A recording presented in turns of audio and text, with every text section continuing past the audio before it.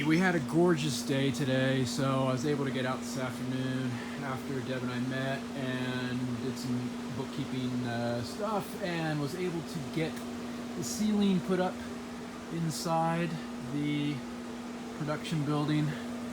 Let's see if I can take a picture from over here. And so you can kind of get the gist of what that is. So what it is tarps from a friend of ours who is an architect at a truss company.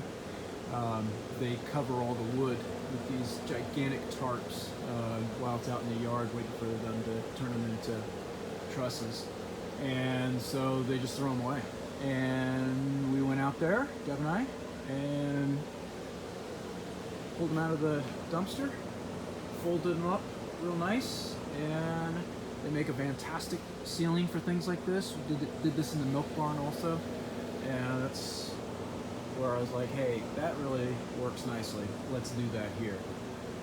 Holds the insulation in, it's nice and clean, and it does a great job.